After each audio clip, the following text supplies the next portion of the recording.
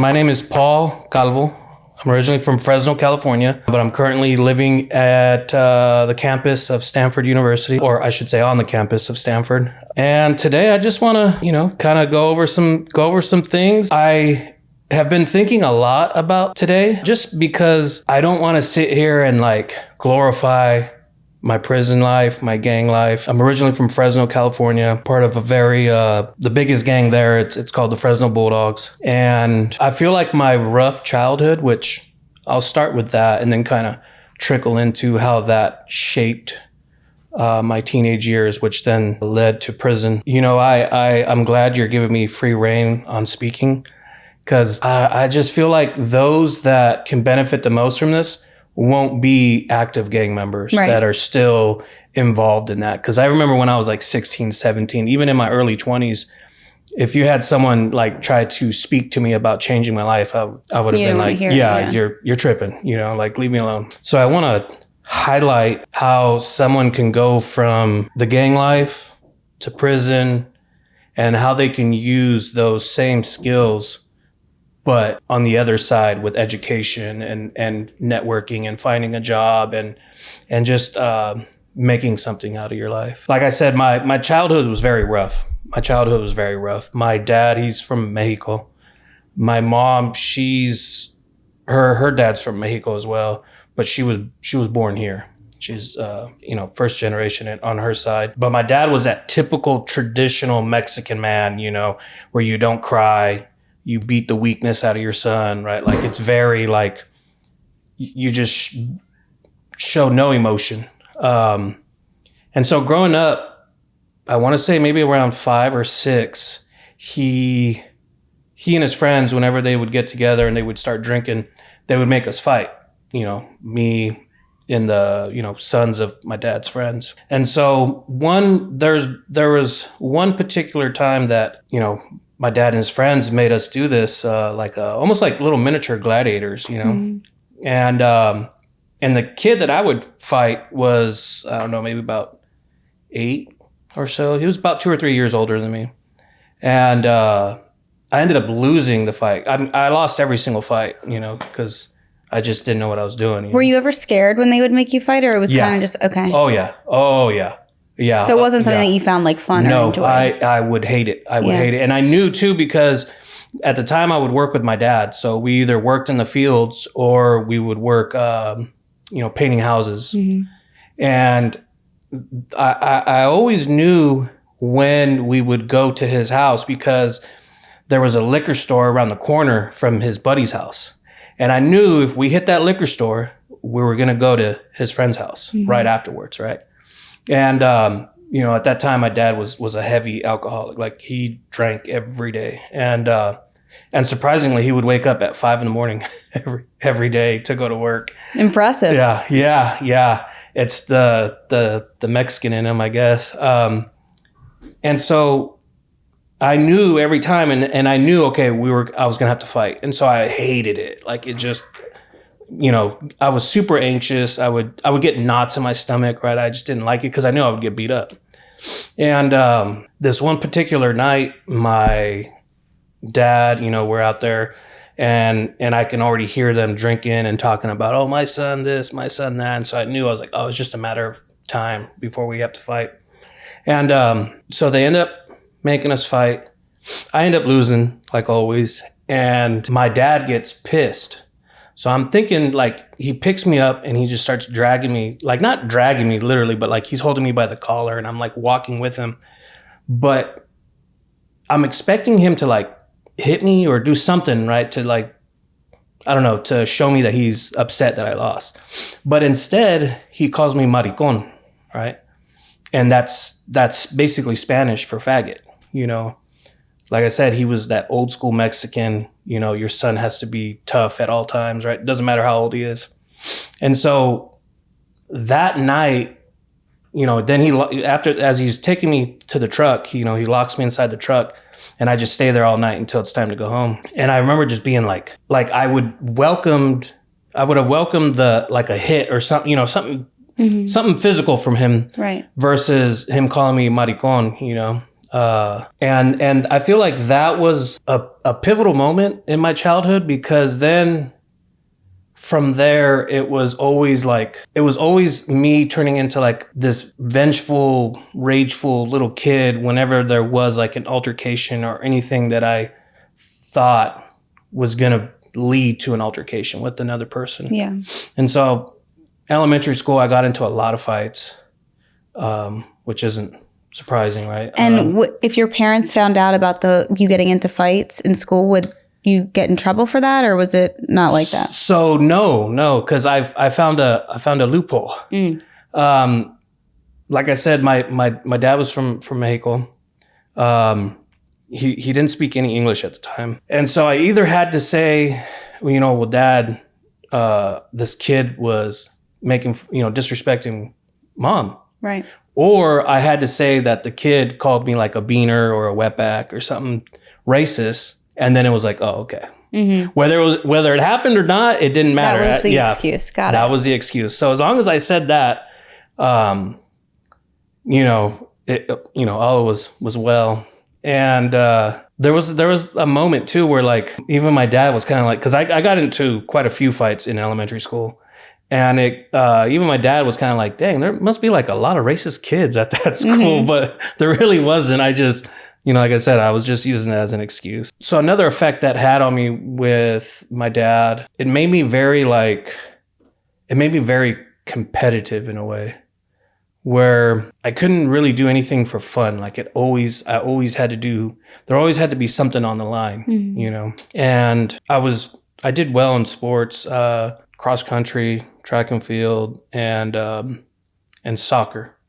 Those were my three areas that track and field was really like, 800 meter, 400. It wasn't, anything like long jump, or it was mainly just, the running aspect, and then also the soccer.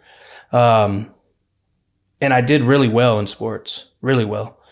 And it was because I always had that drive, yeah. I know it was a very negative and toxic way to like teach me that, or have that implemented in my life, but I do see how it kind of served me some good later on in life.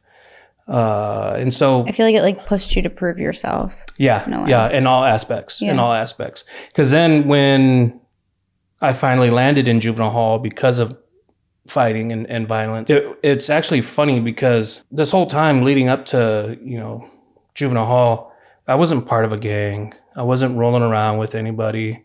I just was this kid with a very bad temper who did soccer and cross country and all that, right? And so I'm now 14, and it's now no longer, you're suspended for 2 days, 3 days. It's now, okay, you're going to juvenile hall. And because this was like the very early 2000s, it was like 2001, where in Fresno, it was pretty much like if you get into a fight and it's pretty bad, then juvenile hall. And then juvenile hall from there, I got into, unsurprisingly, some fights in juvenile hall, but it was because the gang members would call me white boy. Because about 2 years before going to juvenile hall, my parents, or no, more than 2 years, about 4 or 5 years before this, they moved to Clovis, which is right outside of Fresno. And it's predominantly a white town. Well, it was at that time. And then from there, they moved out to like the country outskirt area. I mean, now it's, they're all, it's a bunch of neighborhoods. But at the time, it was the country between like Clovis and Fresno. And so we were living out there. But because of that, the other Hispanic gang members would just be like, oh, you're a white boy, you're a white one. I'm like surprised, because I'm like, you guys don't even speak Spanish. Right. I speak Spanish. My dad's from Mexico, and you guys, call me a white boy. And so that would always lead to fights, because I didn't like that. And this is where I feel like it's somewhere where I can draw back to and point at this exact moment and say that is the beginning of this career, basically, in the gang life. Because it turned from them saying, oh, white boy, this, that. Because the few fights I got into, I won. I did well. And it turned into, hey, when we get out, let's kick it. Let's start rolling around. Let's, hit the streets together. And so that's what happened. And how long were you in there for? That time was about 6 months. Okay. Almost a year. When So you would get in these that. fights, would they extend your time there? No. Because, there would be... so sometimes the guards, they didn't really care. Yeah. They were just like, okay, whatever. There would be like little... They were called like honor cells. Because at this time, I was still going to open dorm unit. It wasn't until I returned that I would go to lockdown. And so we would just go into these, like what they were called honor cells. And we would fight, 30-second fight, whatever, a minute fight. And then, okay, whatever. We were done. We weren't like broken noses, shattered jaws, we were just kind of like lumped up, nothing too crazy. But that led to then getting out and hanging out with these guys. And that was like what started all this. Because then from there, I felt more accepted there. I felt more loved. I felt like I was valued more there. And they say like with the gangs and stuff, it almost forms that sense of community. Yeah. Like you have a group of people that I feel like have your back no matter what. Yeah. And you guys don't know the guys I was locked up with, but if I look back and focus on their lives, they had the same thing. They one of them, his dad, took him to go do his first drive-by at 12. It's like, how much hope can we really have for a kid whose dad is taking him to go do a drive-by at 12 years old, right? And so like we were all like coming from these very dysfunctional families, and we just, bonded together. And that was like where one of us went, we all went. Like that's just how we were. And again, that turned into, more crime. Kind of like upping the ante, if you will. Yeah. Because one of us would do something and it was like, oh, what? Now, from, just robbing someone and like, maybe jumping on them and like taking their purse or something. Now it's like at gunpoint or something, like it just kept escalating. And so did you guys form your own gang or did you enter a gang? So we were just all from the east side of Fresno. So Fresno has like... First, there is like not one, like we don't have like this shot caller that runs, like we just run wild, right? That's kind of like what we're known for. Our motto is pretty much like, you can't tell me what to do. Okay. And so Fresno has various parts of, so it's kind of like an umbrella. So like you'll have the east side and then you'll have like all the different sets and neighborhoods that fall under that. And then same with the north side. And then the west side, right? And then, Parkside and a couple other. And then were there certain things that you had to do to kind of like prove yourself? Yeah. Oh, yeah. But that kind of just came with, the fighting in juvenile hall. Okay. Getting out, hanging out with them. And then it turned into just like, if we saw, someone that we thought was an enemy, we would get them. And at this time, it was just like fighting. It wasn't anything crazy. It wasn't, us trying to stab someone or shoot someone. It was just, we were just a bunch of knucklehead kids running around, starting trouble. It wasn't until the first time I got shot at that I was like, okay, I'm done fighting and it's now I'm going to pick up a gun. And that's the second most like crucial or pivotal moment of my teenage years, because at that time I could have literally said, you know what, this isn't for me. Like I just got shot at, and the bullets were really freaking close. I don't know how they didn't get me. I don't know what it was, but I could have just said, hey, I'm done with this. This has actually turned out to be something I'm not into, right? Like I almost got killed. And the other option could have been like, well, now I'm going to retaliate. I'm going to come back stronger. I'm now going to change from fighting to carrying a gun. And that's ultimately what I did. And that's why I'd say, How old were you? I was 17. Okay. I was 17. And so that then turned into basically, in all honesty, selling drugs to get guns. And then I was getting guns from out of state and doing deals with meth to get more guns than I would if I paid cash. And so I now have access to guns, and that's when I catch my very first big case, because I got caught with an AK-47. And I end up doing a year. I was 17. I turned 18 in there. And because I was a juvenile, I feel like that's what helped me not get as much time. Yeah. Because I think like the max time for that was like 3 years or something. And so I do a year and I get out, and immediately, again, I could have turned away. I could have just said, I'm good, right? But I didn't. I continued. And when I think about it, I feel like I did it because I don't want to say I was good at it, right? Because if I was, I wouldn't get caught. But I enjoyed that respect, or what I thought was respect.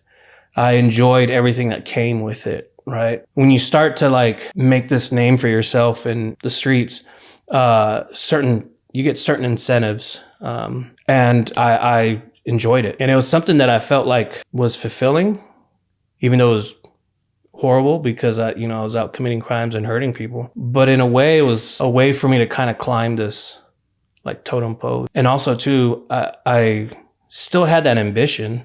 I was still very driven. I just was doing it for all the wrong reasons and doing it in the wrong, arena. Mm-hmm. And how was your relationship with your parents, like kind of going in and out of jail at this point? And they were kind of like, okay, this is what you want to do, right? Put your big boy chonies on, because this is not, you're not gonna, this is, I mean, if you don't mind it, then oh well, Mm-hmm. but you're not gonna enjoy this after a while. Yeah. Did you ever get into any drugs at that time? Yeah, I used drugs more for like partying. Right. That wasn't really my high. Mm-hmm. My high was doing crazy stuff, running around and just, yeah. I mean, like the violence. Yeah, that was more of my get down. Mm-hmm. I enjoyed that. I didn't have to be high to do this stuff. I didn't have to be drunk. At the time, I wasn't really even like a heavy drinker. I did do some drugs, but it wasn't like I was every day chasing dope, chasing heroin. Yeah, it was more so like selling them so they could get the guns. Yeah, so yeah, that was my thing. And as a matter of fact, how you asked about my parents, leading up to getting caught with the AK, my dad one time came in, and I had a shotgun, and it was a Remington, and I bought a pistol grip for the pump and a pistol grip for the handle, and had sawed it off, and I was painting it all black. And he walked in on me, and he kind of looked at it, and then he kind of looked at me, and I was like, oh shit, and I looked at him, right, because I was like on the ground, painting it, and I was like waiting for him to get mad, and he looked at me, and he just was kind of like, oh, so you're mad now, huh? And I was like, oh, I mean, I don't know. I was like, I need it. And he was kind of like, I want to say he was... Things are getting real. Yeah. He was hinting at like, there's like no return to this. And I mean, he said a lot, but like the exact words that I do remember was, oh, there's no turning back now, And he was like, if you're going to be involved in that stuff, then, get it out of here. And you need to get out of here. And so, I mean... that was like a week or so before I got caught. So it wasn't like I, was already out the door. Like I was getting, I was in the process of leaving, and then I got caught with the AK, but that didn't stop me. I got out and was right back to it. And again, I want to say 6 months after that, somewhere between 6 months and a year after that, right before my 19th birthday, I got popped again for another gun and dope and gang enhancement. And so now with that gang enhancement, that was the one thing that really was going to give me a lot of time on this case, because, the gun and drugs, they would have probably given me 2 years, 2.5 years, 3 years, but it's the gang enhancement that now is a strikeable offense. Mm-hmm. And so the DA, seeing that what I got caught with as a juvenile and now this, was smart. And how do they correlate that like someone's involved in a gang? Like how did they kind of prove that? Tattoos, also who you get arrested with. At the time when they came to raid my apartment, there was a bunch of homeboys there. Mm-hmm. And some of them were validated. Okay. They had already been to the joint. They had already been locked up. They had done time. And so to them, they were like, oh, okay, he's hanging out with validated gang. I'd never been to prison at this time. So to them, they're like, oh, okay, he's hanging out with validated gang members. He's been caught with this AK. That's what he's been convicted of. And now he's caught with more guns and drugs. Like, we're going to hit him with a gang enhancement. Got it. And they, in my opinion, I feel like, well, I mean, they do this a lot, but they set me up to come back for even more time because they're like, look, you signed for this strike on this gang enhancement and we'll let you go. You'll do time served because I was in the county jail. You'll do time served and you'll go home. And I was like, yeah, sure. Yeah. Sign for a strike. Yeah. And that hurt me when I came back for my last case, what I went to prison for. So again, I'm laughing now, but I'm just like, throughout this whole time, I asked myself, not once did you stop to ask yourself, should I change? Well, change takes time, know, and I feel like a lot of people have to go through a repetitive cycle over and over before they kind of learn, I need to make a change. Yeah. And definitely, for some people that might be one time, for some people it might be 10. Yeah. And the other thing too is no one else is going to be able to make that decision for you. Like you're going to have to come to that conclusion on your own. Yeah. And it's going to take a lot sometimes. Yeah, for sure. No, yeah, like and like you looking back now, you have a different knowledge and wisdom than you had then. So it's like you can't even ask yourself now that question because you weren't the same person. You were in a completely different mindset. Yeah. Yeah. The one thing though that I do is I feel bad and I have to take responsibility for it because it was myself, who inflicted all this damage on people. Luckily, I've kind of kept up with some of the people that I've hurt in the past outside of my family and all that. Because doing time, you put stress on your family, But there are times where I'm like, I can't dwell on it too much because then I'll just be like, man, dude, you were a scumbag. Like you just were a piece of shit. And I've come to terms with it and taken that responsibility and accepted, all that. And like I said, I can't dwell on it too much because then I'm just like, dang. Especially like the people closer to me that I hurt, it's like, I still feel bad about it. But again, like you said, like you don't realize that. And in the moment, you don't realize just how selfish you really are when you're doing that, you know? And so again, I just continued. And again, it was another gun case. And this time it was the feds that picked it up though. And this I do want to talk about because I feel like they were very shady in this. So this particular case, there was an undercover ATF agent posing as a drug mule for a drug or for a cartel in Fresno. He said that he would transport anywhere from, I don't know, I think it was like 10 or 20 kilos at a time. And that he knew where the drug house was at. So then he, on his payroll, like one of his, confidential informants, basically, he had a confidential informant that set all this up.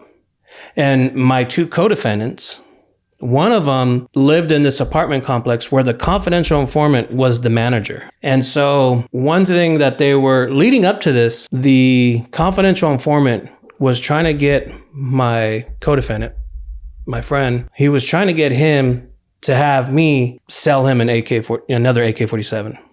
And long story short, I just was not feeling, I was just like, no, we're not doing all that. But still, in the process of fighting this case, they try to bring it up. And I'm like, I never sold them anything, you know.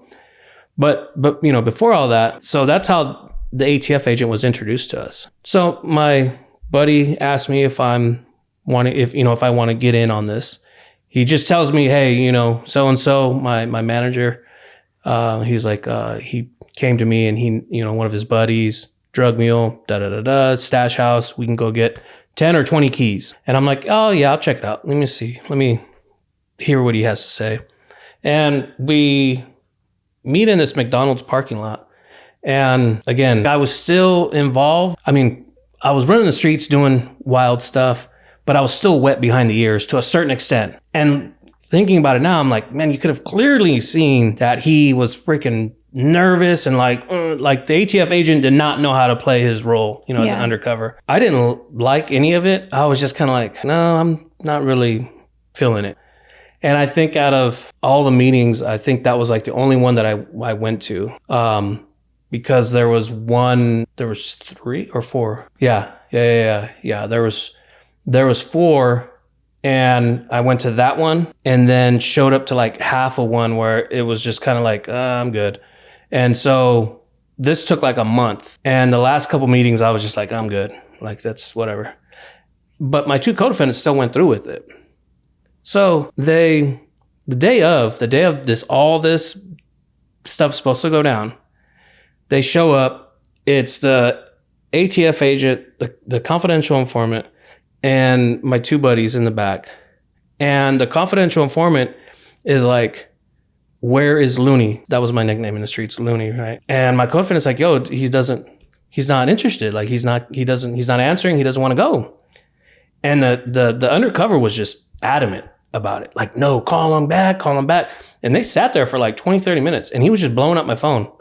And I'm like, bro, I already told you, like, I'm cool. And so finally the undercover agent was like, okay, whatever, and they take off, and they got arrested at a storage place, because they were supposed to go to the storage place, pick up the guns, the ski mask and all that, and then go off and do it, right? And so that's where they got popped. And then I got popped right after that. At first, I think like our first offer was 24 years, or it was some outrageous amount of time where I was like, at the time I was thinking to myself, like, I didn't even do shit. Yeah, I was going to ask, like, why did you get in trouble if you weren't there and you didn't want to go? Because I didn't notify the proper authorities. Interesting. Yeah. Okay, so they can say you were like still involved, even though you didn't. Okay. Yeah. It's because you knew about it. Yep, exactly. And that's why I got arrested. And I was looking at the same amount of time as them. Yeah, that's crazy. Yeah. I was like, what the? Right. Like, where does this happen? You know? Like I might as well have done it then. Yeah, exactly. But after a while, it really put me into a really like sticky situation. So of course we didn't sign for the outrageous amount of time. And we were trying to get it dismissed on outrageous government conduct. Because we were like, had the ATF never proposed this idea, we would have never thought of this. Right. Like it's not like you guys were making the decision on your own. Exactly. It's not like we went to them and said, hey, we need your help. Yeah. Like they came to us and said, hey, you want to do this crime? Right. And when we did that, it was like a 2-week process where we were in court every day. It was kind of like a mini trial where it was like we were presenting facts and they would, we had the confidential informant on the stand, the undercover agent, and come to find out that they were dirty. Really? Yeah. The confidential informant was doing a bunch of stuff that he shouldn't have. And the undercover agent knew about it and like just didn't care. It was like brushing it under the rug. Yeah. Excuse me. And so did that work in your favor? Yeah, it actually did, but it worked more in the favor of my co-defendants. Okay. And the reason why I say that is because so when we wrap everything up, the judge says, okay, you guys come back tomorrow and I'll give my ruling on this, whether we're going to dismiss and throw out the entire case. Once that happens, they can't refile. Like we're home. That's it, And so I want to say maybe 2 or 3 hours after we got back to the county jail, my lawyer shows up and he's like, hey, you guys are going to get 7.5 years. He was like, the DA's offering it, but you have to sign. If you don't sign, then your 2 co-defendants can't get it. And I was like, oh, okay. Like, and my lawyer at the time was like saying like, think about it. He's like, because I honestly feel like we can beat this. We can actually go to trial if need be. He was like, you clearly told him, no, you're not interested. He was like, it's not on you to call the cops.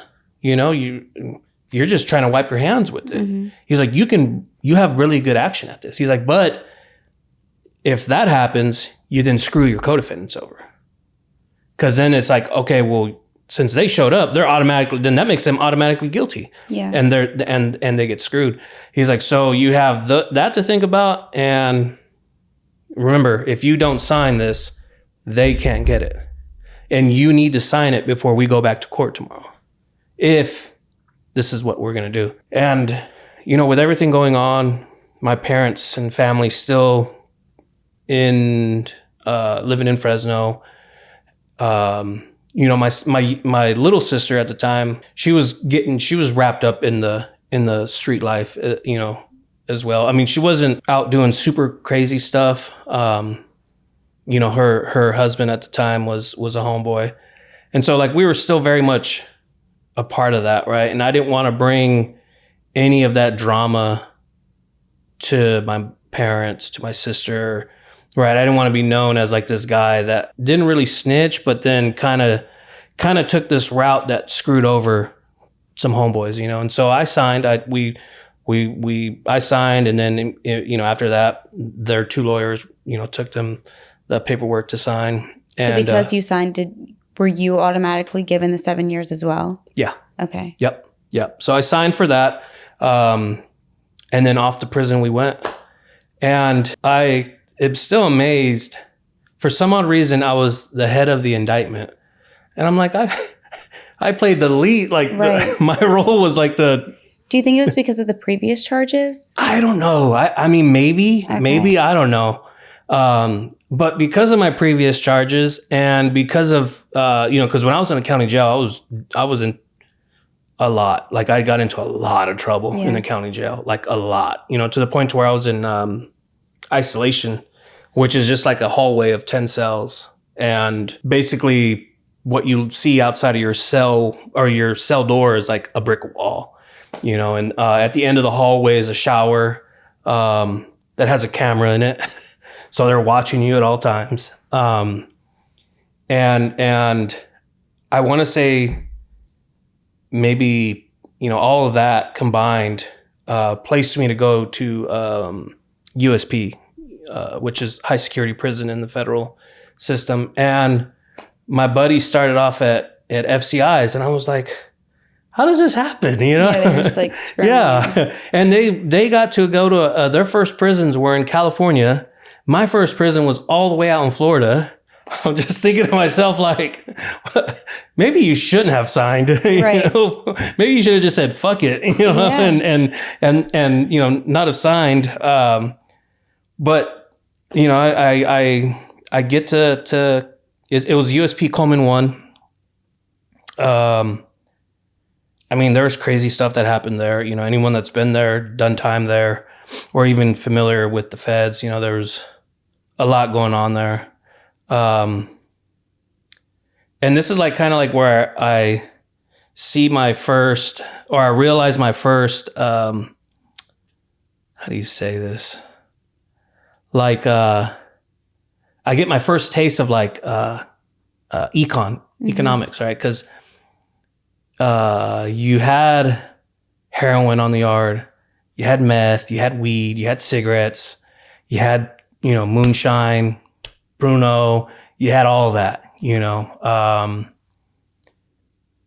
and you can see that like the money was flowing, right? With, you know, more money flowing that creates other opportunities for other smaller guys that have like this little hustle where they'll clean your clothes or they'll clean your shoes, or like, you know, if your shoes get holes in them, you know, they'll fix them, right? And so you kind of see that happening on a small scale.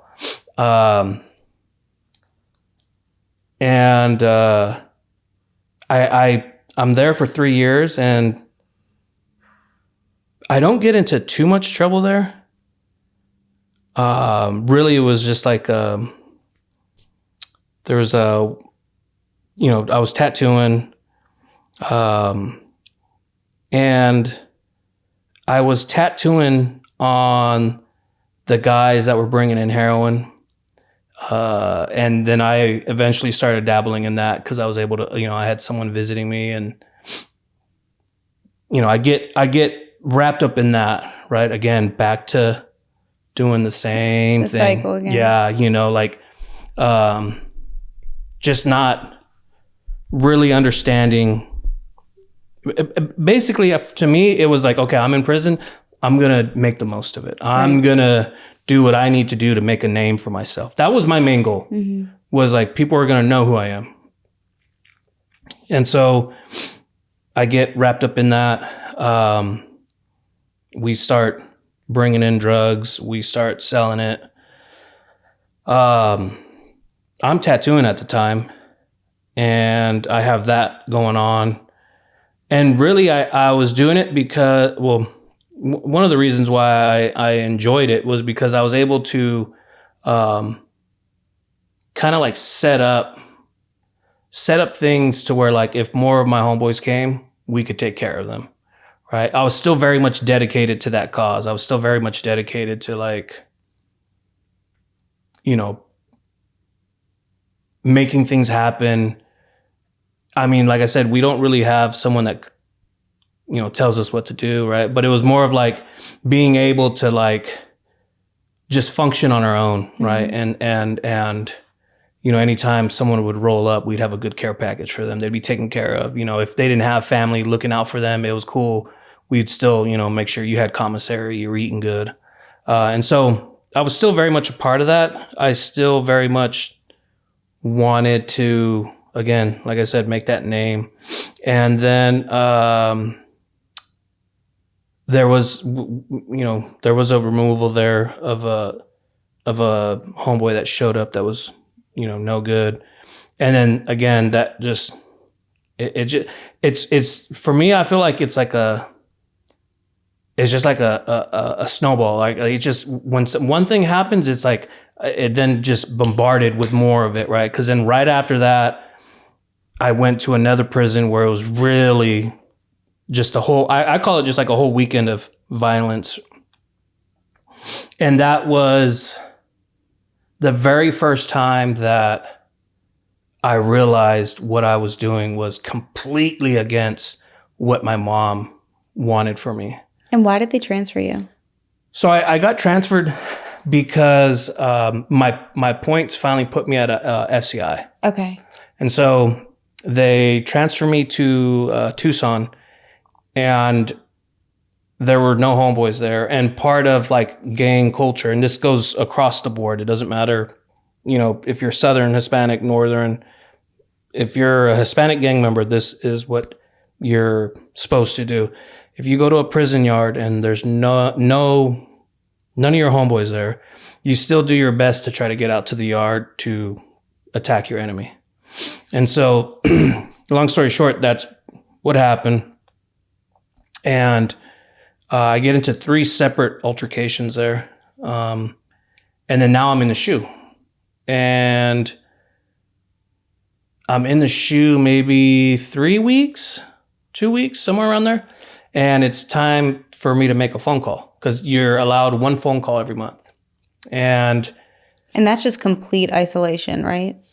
For me, yeah, because I was wrecked alone and housed alone, because one of my altercations happened in the shoe. Got it. So after that, they just put me wrecked alone and housed alone. So I was alone the whole time. And they bring the phone to your door, and they open up the tray slot, and you reach through and you call, right? And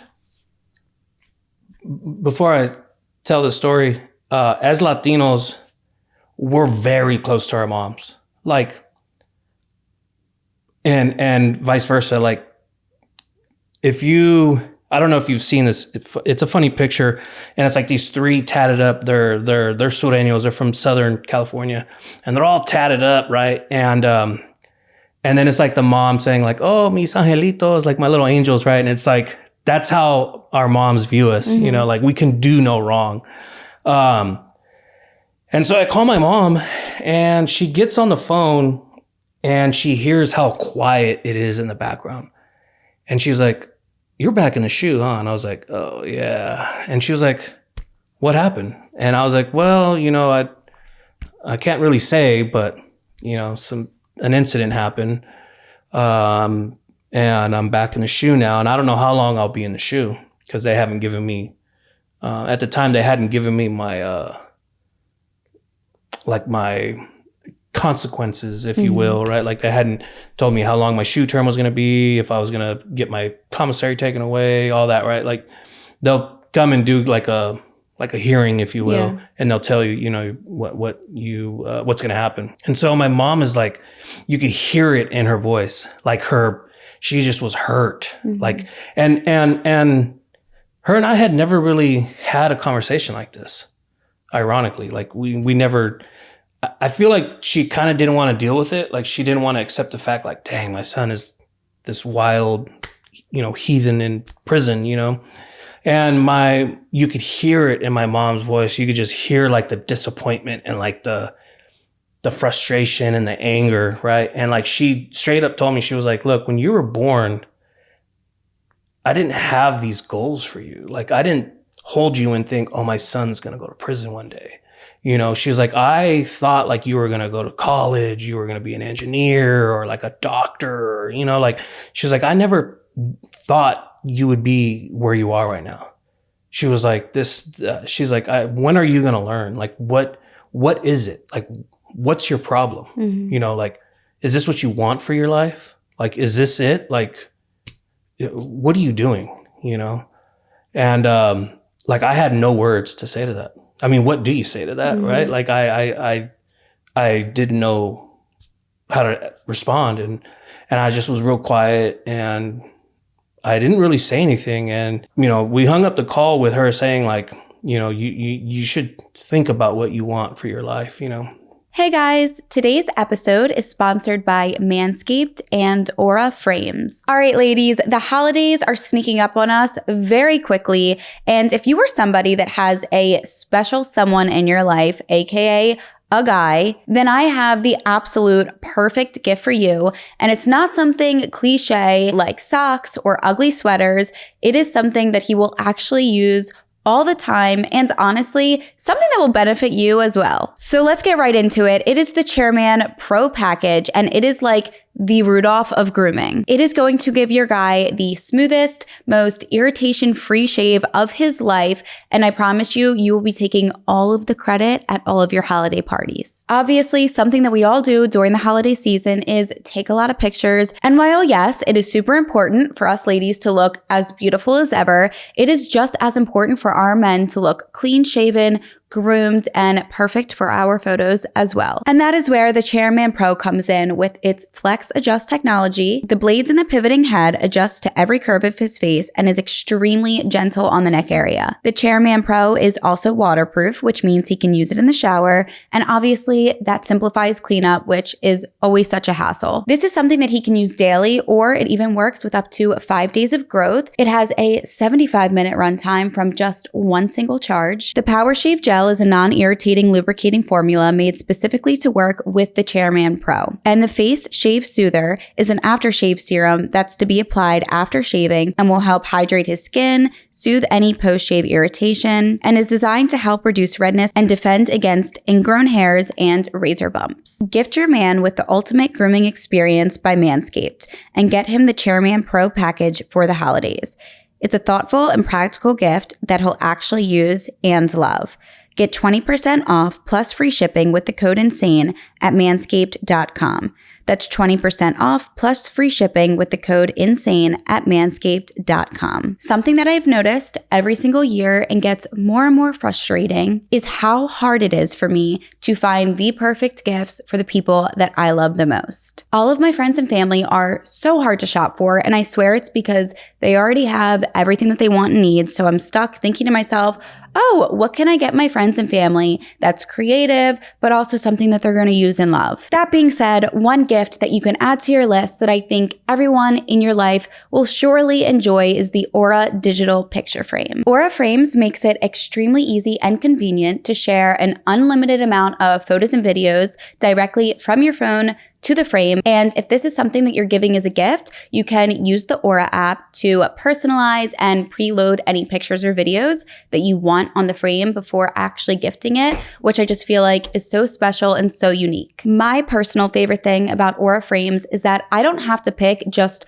one photo out of my thousands of photos in my camera roll. That is literally like the most difficult thing to do. I have millions of photos of my pets and I don't want to just pick one because they are all perfect. So with Aura frames, I can upload them all, have it kind of go on this shuffle and feature all of my animals all of the time through this digital picture frame for people to see when they come over. In my opinion, pictures hold so many memories and so many emotions, and there is no better time of year than now to give somebody a gift that will constantly bring a smile to their face and remind them of some beautiful memories that they have had in their lifetime. Save on the perfect gift by visiting auraframes.com to get $35 off Aura's best-selling Carver matte frames by using promo code INSANE at checkout. That's AURA frames.com, promo code INSANE. This deal is exclusive to listeners, so get yours now in time for the holidays. Terms and conditions apply. And now, back to today's episode. And so we hang up, and luckily for me, I was housed alone because that like whole night I was like crying like a little freaking baby, you know, and because I had realized just how selfish I was and how much I had hurt my mom, you know. Leading up to this, I guess since I was so driven to like make this name for myself, I didn't really think about others and like what their perspectives were, you know, like, or how my mom felt, right? Like I said, it was very selfish. And so, you know, realizing all this, I was just like, what the hell, man? Like a slap in the face. Yeah, you know, and I was just like thinking to myself, I'm like, I'm over here trying to prove myself to, you know, this group of people. And in return, what I'm getting is pain for my mom, you know, stress on my mom, right? Because she couldn't help herself but watch these lockup shows. And she's just like, are you okay? And she's just, you know, worried about her. I'm her only son. And so it's like, that was like, there's 3 moments in prison that started my change. And that was the very first one. And it was kind of at that moment where I was like, dude, you should really think about what you're going to do with your life. Because you know, I forgot to mention this, but when I got sentenced, the judge basically told me if I came back on another gun charge, I would get the minimum, which is 30 years, because I would then be qualified as an armed career criminal in the federal courts. Yeah. And that starts off at 30 years because they would use they couldn't use the AK against me because I was a juvenile when that happened, but they would use this prison offense and the one where I got caught and sentenced with the gang enhancement. And so it was kind of like, do you want to get caught with another gun? Do you want to get out and roll around with guns again? Because if you get caught, it's a mandatory minimum. There is no getting around that, you know? And so that was when I kind of was like, you know what? Oh, okay. You know, like maybe let me look into some things. Like what, you know, I wasn't really like as active, with that thinking until, you know, like, incident 2 and 3. I just call them incident 2 and 3. Right. And so, so from there I go back to a USP. I go to USP McQuarrie out in Kentucky, and I'm there, and there's this, gentleman from the Midwest. And, I mean, we just called him Roach, his last name. And me and him are real cool where we play chess. He's an old dude that had been down 20, 30 years, some outrageous amount of time. And he's super cool. He's very respectful. And he invites me to this church event. And so like out of respect, I was like, yeah, sure, dude, I'll go check it out. You know, also too, they were going to have some really good food. So how'd it go? So for instance, the Muslims, you know, anybody that's a Jew, Christian, right? Like there are certain events, because this was for Easter. So there are certain events where you can bring in way better food, right? The administration will do that, right? And then you cook it in the kitchen and transport it to the like rec center, and you get together and it's good food, right? It's not prison food. Right. And so, you know, part of me was kind of like, yeah, man, I'm going to eat good. Like, let's go, you know? And so as we were going out, McQuarrie at the time was a split yard, meaning like half of the prison would be on the yard and the other half would be in their units. and then vice versa. Like it would go back and forth. Well, I'm going to the rec center and I see two of my homeboys on the yard and they're like, hey, Looney, where you going, man? I was like, oh, hey, I'm going to this church event. And they're like, what the hell, right? I'm like, yeah, man, old man Roach, she invited me, man. I'm going to go over there, check it out, get my little grub on and then head back to the unit. And they're like, oh, okay. And I turn around to like keep walking. And I'll never forget, I turned around one last time and I looked at them. And now at this time, I'm like a seasoned convict, right? Like I'm not wet behind the ears anymore. A funny incident happened when I first got to Coleman that still showed I was wet behind the ears in my early 20s. I had a knife, and instead of like hiding it in like various parts of the yard or the cell or just in the unit somewhere, I throw it in my locker and just put a bunch of clothes on it. Like the COs wouldn't just come and like take the sweaters and be like, oh, you have a knife here, you idiot, So at this time, by the time I'm at McQuarrie, I'm like a seasoned convict.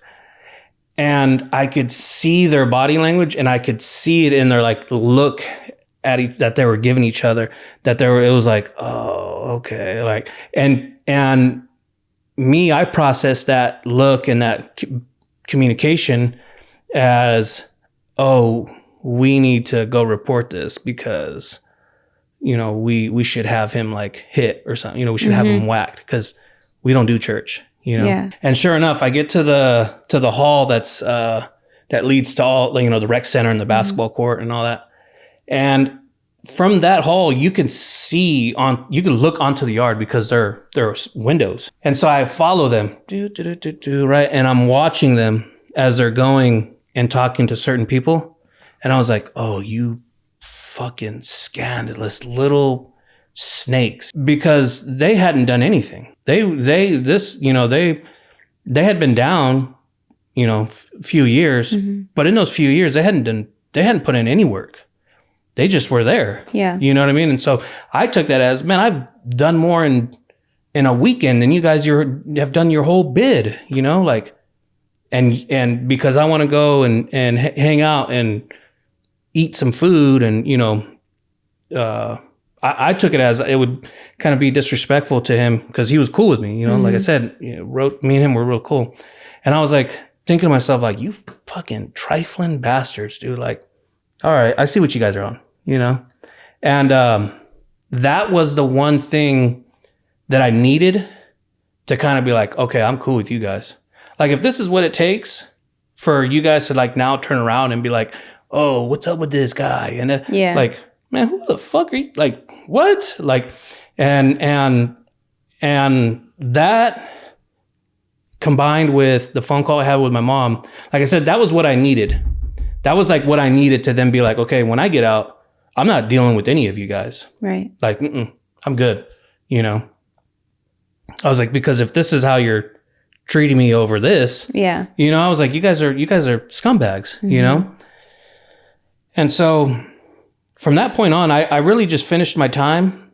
Like you can't completely distance yourself, right? Because then you get hit, you get whacked, right? And so I was still hanging out, but I wasn't like how I was before. Like deep in it. Yeah. I didn't care about, trying to make money and help others out. Like I was just all about me. Yeah. And so. Did you serve the full 7 years? Yeah. Okay. Yeah. Cause I lost all my time, which, I'll explain here. I thought I was going to get 6 months halfway house and a year off my sentence because of RDAP. Mm-hmm. So in McQuarrie, my counselor tells me that. He was like, yeah, man. He's like, yeah, you're going to get 6 months halfway house. RDAP will take a year off. He was like, you'll be home. Because at that time I had like 3 years left. And he was like, yeah, man, you'll be home in roughly 18 months. And I'm like, what? I'm like, oh, okay. And so I go and I'm telling my mom and I'm like, yeah, 18 months, right? Because of this and that. And, I'll have to do the halfway house, but I'll be in Fresno. And then like, wow, man, like 2 weeks after this, he calls me back in and he's like, hey, man, I actually messed up and I lied to you. Like, you have nothing coming. And I just like flip out. Yeah. Because I'm like, dude, you are messing with my time. You're messing with my date. I just told my mom I'm going home in 18 months. Like, what the hell do you mean? And I'm just like I'm not like, blah, blah, blah, blah, right? But I'm like very like, and I'm kind of raising my voice and I'm like, dude, and you could see that I'm like contemplating something, right? And I mean, I wasn't going to jump on him. I wasn't going to like assault the guy, right? But I was just like, I didn't know how to control myself, right? Because I'm like, dude, you literally just said 18 months. Yeah. And he sees that and he's like, well, hold on. He's like, look, man, to make it up to you, he's like, how would you like to go to FCI? And I was like, yeah, sure. All right. That shut me up real quick because I was like, yeah, I'll go back to an FCI, it's a lot somewhere better. like that, is it just less rules? It's just, there's more, because McQuarrie sucked. Yeah. McQuarrie sucked. One day you're in your you're in your unit, and then the next day you're on the yard and then back and forth, right? Like you hardly had any yard time, okay. And that sucks. And also too, dinner was not dinner. Every time they brought dinner, it wasn't a hot meal. It was a cold sandwich, And then there was no way to really make good money there. Like there was no drugs on the yard. There was no Pruno. There was none of that. Right. I mean, I tattooed still, I was still tattooing, making money, but it wasn't like, I don't know. It just wasn't how like I envisioned how I wanted. Like, it wasn't like Coleman. Like, yeah, Coleman was rocking. Like people were, getting, there was riots, there was stabbings, there was all that, but it still had that other component of like, okay, there's money on the yard. McQuarrie was just dry. Right. And so it's just like, oh my God. And then it was in the snow. And then it was just like, oh man, I'm good, dude. Like I need to change, I need to go to a different prison. And so he puts me in and then I go to FCI El Reno. And FCI El Reno, I thought I would go to a prison where like there was like, money on the yard, there was weed or, this, Pruno, but there was nothing on that yard. The only thing that I enjoyed was like I was already close to the house and also they had a weight pile. So that was the cool thing. And the very last like moment that kind of was like a thorn in my side, or maybe that's not a proper way to describe it. It was more of like the knife I already had in my heart that from, causing my mom pain and all that. This event kind of like twisted it a little, to where it was like, damn, dude. So I worked in the kitchen and we would fry chicken and then we would wrap it up in big bags and wrap it around our waist. And then we'd take it to the unit and sell it, cause football, it was during, college football, NFL. And that's like big in prison. Sports is big, right? Because you can bet, you gamble on it. You can do, tickets and whatnot. And so I go into they had TV rooms. And so I went into one of the TV rooms and it was Texas A&M playing. I'll never remember who they were playing, but it was at Kyle Field. And I just sat there. You could just see all the majority of them are, kids, students, or undergrads, right? But like, you just see the entire, like, just nothing but Aggies. And they're just like going hard. They're enjoying themselves. They're just, painted and they're going wild, right? And like, I was sitting there and I was thinking to myself, I was like, damn, dude, like you could have been doing something like that. Maybe not at A&M, but at some college. And I was thinking like, man, you fucking dumbass. Like, for what? Right. For what? Now look at you. Like at the time I didn't hate like all my homeboys because I still had some that I was cool with that I knew were like stand-up dudes, but I still had that bad taste in my mouth, from the previous prison. And I was just thinking to myself, I was like, you're here, you were trying to impress, older homeboys, you were trying to impress the entire, group of guys from Fresno, right? And they're freaking junkies, they're dope fiends, and like what good did that do you? Yeah. And I'm just like beating myself up bad over this because I'm like, dude, you fucked up your chance. Because at this time, I didn't know I could go to a community college and transfer. Mm-hmm. I don't know why.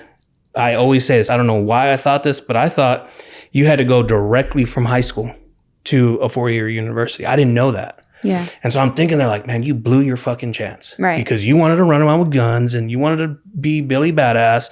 Now look at you. You fucked that off. And I just was like, oh, like I just hated myself. Mm-hmm. It was horrible. Like I said, it was like twisting that knife even more, you know? And so from there, I paroled from that prison. I paroled from there and I paroled to my mom's. So it's me, mom, dad, and my younger sister. And during this time, my dad got sober and my sister divorced her husband and she's now all about school. And my mom and my dad, they're all about church at this time. And in prison, my mom, she sent me a Bible when I was in USP Coleman 1. And I was just like, Mom, like, I'll hold on to it, but I'm not going to read it. Yeah. You know, and my whole thing was like, I'm in prison. I don't want to be one of those guys that hides behind the Bible or like, here I am preaching the Bible. And then like, you know, I get out and 2 months later I come back because I was getting high or something, right. You know, you see that a lot, you know? And so I don't know. It just collected dust on the top of my locker. And it wasn't until like I got out that my mom and sister started taking me. And it was pretty cool. I enjoyed it because there were other guys there that had similar backgrounds. Yeah. And so we're doing all, you know, I wouldn't say like we were doing church like religiously. We're probably doing it like once a week, maybe once every other week. But then the moment that killed like my rage is the moment that my dad asked me to forgive him for how he raised me, you know, because he was mean. He was a mean dude. And you know, he wanted me to forgive him for, you know, the times that he would hit me, you know, there'd been times where he'd hit me with an extension cord, oil dipper, like anything he could get his hands on. When he was mad. And then also for like how he would make us fight. And so it was like a weird, I don't know, it was a very weird, I don't want to say interaction because the interaction itself wasn't off-putting, but it was the feelings that came afterwards where it was like, I really felt like a lighter, better person, you know, like I felt, like I started to feel kind of good about myself, you know? Well, I think, and correct me if I'm wrong, but I think too, you know, some people that deal with childhood trauma like that, they never get an apology. And sometimes that's all they want, you know, like they're seeking it, they ask for it. But I feel like since that kind of came to you from the goodness of your dad's heart and kind of like on his own, I feel like you really knew and believed like he meant it. Like that was by choice from him. Yeah. And it was genuine. Yeah. Yeah, because I could see that he was fighting back tears. Yeah. And I've never seen my dad cry. Never. He's not the type where it's, oh, I love you, son. And, you know, he doesn't do that, you know? So seeing that, I was like, okay, it's his, right. You know, he's not bullshitting, right? And it probably too, like kind of took the weight off of you that was put onto you during childhood of like, in your mind, maybe like, I have to be this type of man and I have to prove myself. And maybe even though you weren't thinking that consciously anymore, like as an adult, it kind of removed that for like the child version of yourself. Yeah. Yeah. I feel like my life, the past, I got out in prison, 2016. I feel like the last, like, I don't know, 7-8 years that I've been out, I feel like my life has been like this constant killing of, you know, Looney, you know, this gang member, and killing that ego that comes with that. And like just being myself and being okay in my own skin, you know? I think it's also just like truly finding who you are today without any of that. And, you know, we can have many different versions of ourselves. You know, we go through different phases in our life. And I don't think there should ever be a time that no matter how bad we could have been or were, that we should look back and be like, ugh, like that, you know, I hate that version of me. I feel like we have to get to a point where we can kind of face that version of ourselves and accept it and speak to it and give it some sort of grace, because at that point, like, we were that way for a reason. Even if it was bad reasons, like, that was part of our journey. That was part of our story. But now we can be grateful of where we are now and everything we've learned from it. And that's not to excuse any of the behaviors. It's more so just so that we don't have that negativity and regret, because that doesn't serve us either. Yeah. No, that's very accurate right there. Because if I think back to the times where I think about my previous life and the things that I did, I will start to beat myself up over it, you know, and it's kind of like, you know, then you're just stuck back. You're now getting back on that hamster wheel, you know, and so. Well, we can't heal until we're willing to accept. Yeah. Yeah, that's very true. You know, like, we have to be able to confront the old version of ourselves and truly, I think, be able to kind of like speak to it as if we're like right in front of them. Mm-hmm. And then that's how we can be able to like heal from it and learn from it ultimately. Yeah. Because if we hold that resentment and that bitterness, it's like, that's going to prevent us from fully just letting go and just accepting like it is part of our journey. Yeah. And then, so that was like 2016. And my mindset at the time was just work, just start making money. And I never thought of college or school, just because, for one, my mindset was I'm an ex-convict. I'm full of tattoos. You know, at the time, my face was still heavily tattooed. And so I'm thinking to myself, like, college is not even on my radar at all. And I get a job as a welder, so I'm working. And then I moved back to Fresno because I got married at the time, and moved back to Fresno. Again, find a job working as a welder, and then tattooing at a friend's shop. So my days were basically Monday through Saturday, 5 a.m. to 3 p.m. or sometimes 5 p.m.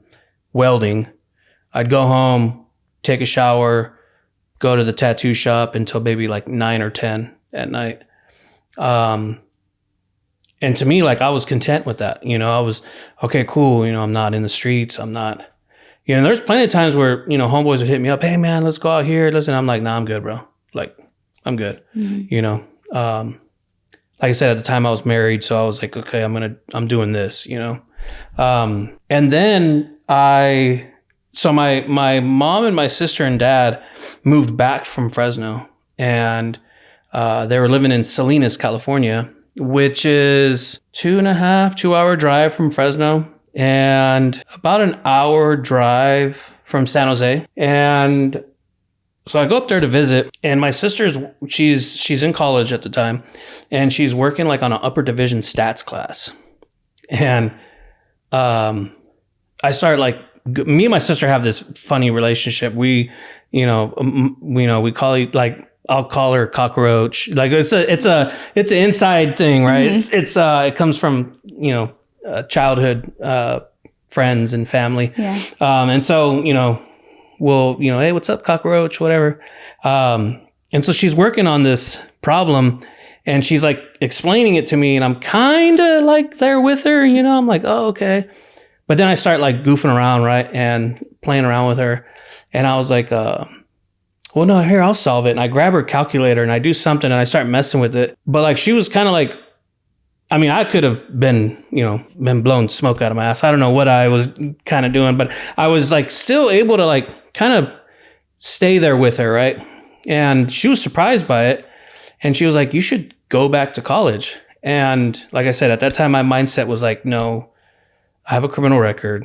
I'm not going to go to college, do all this time in college just to get a degree and get out. And then it's like, oh, you can't get a job because your record. Not only that, I had a face full of tattoos. And so I was like, no, I'm good. You know, no, I'm good. And she just kept hounding me. And then of course my mom, you know, she's like, yeah, you know, go back to school. Like, you know, when you're, you know, a little kid, you did good in school, you know? And I was like, yeah, Mom, I was a little kid, you know, I was 9 or 10. Like, I'm an adult now. It's been years since I was in school. And that's a commitment. Yeah. Oh yeah. I have been in school for a little over 7 years. And when I get my degree, it'll be almost 8. Wow. Yeah. Yeah. So I was like, nah, I'm good. Mm-hmm. I'm good. Like you're tripping, right? And I had this amazing opportunity lined up to go work on the pipeline, and that fell through. And like I said, at the time, I wasn't like this hardcore like Christian, but I had like this faith that I was working on and building. And then, and so to me, that was like the sign that I needed. And I called up my sister. And for me, the reason why I thought it was even more of a sign was because I did really well on this. So it was with the union. It was going to be with a union in California. Mm-hmm. And I was going to go work on the pipeline as a welder's helper. I did really well in everything, the actual written tests. And then also, you know, the day of, like they had this demo day to replicate what your life would be like on the pipeline and just how you know, what to do. You know, always handing rods to the welders, you know, using a grinder, certain procedures, right? Like when you're grinding, you know, you yell out eyeballs to make sure everyone covers up. And so I did well on all of that. And I was second on the list. So I thought like, oh, I'll be on the first thing smoking, you know, but I put my number down wrong when I filled out everything. Don't know how I put down my number wrong, but I did. So when they called me and it was the wrong number, they just scratched me and took me off the list. Mm. And so months go by and I'm like, man, I should have been gone by now. You know, this was like a January of 2017. And you know, it's now like May or June. And I'm like, man, I should have been gone by now. Yeah. Like it's been 6 months almost. So I call up the union. They're like, oh yeah, man, we called you, but your number was wrong, so we scratched you off. And they're like, but you know what, man? Like, do you want us to put you back on the list? And that was the moment where I was like, no, this is the sign that I needed. Yeah. I was like, no, it's fine, it's cool, it's all right, man. Thank you. Mm-hmm. And so from there, it was okay, sister, what is this life like? What is this? What does this look like? Mm-hmm. And she sat me down. She basically did everything for me because, like I said, I didn't know anything. Yeah. So she started the whole process of getting me enrolled at Fresno City College. And at this time, they were doing placement tests. And so she sets up my appointment. I go down, and the lady that helped me, her name's RV Gill. There was like 3 math tests, and she gives me the lowest one. And I like absolutely killed it. Like I just did really well. And she sees that and she's like, no, she's like, you know what, dude, you did too good on this. She's like, here, take the hardest one that we have, and then we'll go from there. And so I take the test. What I could answer, I'd answered. And then there were some questions that I couldn't answer, but I saw that there had been like a little circle on the answer and someone had erased it. So I was just like, oh, I'll use that one. Mm-hmm. I'll use that one. I'll use that one. I'll use that one. And so the highest you could get, like the highest math class you would get placed in was Calculus 1. And I was straddling between algebra and trig. And when I get to her and she tells me that, she's like, you're kind of like in between. I could either put you in algebra or I could put you in trig. She was like, but what do you want to major in? And I was like, honestly, I don't know anything about majors. I don't know anything. Right, I'm just getting started. Yeah, I told her, I was like, I'm just trying to figure it out. And so she was like, well, what do you like to do? And I was like, well, I like to work with my hands. I like to make things and build. And she was like, oh, okay, you're going to be an engineering major. And I was like, all right, whatever, you know? And she was like, well, because of that, we're going to place you in trigonometry because that's higher than algebra and it'll be one less, like you'll start off higher basically, you know? She's like, because you have to take all the math. So I was like, all right, whatever. And at this time, I have no idea what she's saying. I have no idea what I'm signing up for. I don't know any of this, right? Yeah. And I'll never forget when she told me that I'll be starting in trigonometry. I was like, how the fuck do you even spell trigonometry, right? Like, and I was just like, but the whole time I was like, nah, bro, like, let's get it, you know, like, it is what it is. So I get out. I have the list of classes that I have to sign up for. And I text my sister, and I don't know how to spell trigonometry. So I put TRIG, and then I see like the autocorrect, and I was like, oh, okay, that should be it. Yeah. Right. And if it wasn't for that, I would have just had to leave it at like trig, you know, because I didn't know how to spell it. And so I take off. And like I said, at this time, I have no idea about college or anything that comes with college. And I didn't know about Rate My Professor. Mm-hmm. Basically tells you, you know, it gives you reviews on the professors, right? And so I just go online. My sister helps me. She goes online with me and she shows me how to register. And I'm just like picking classes that fit my schedule.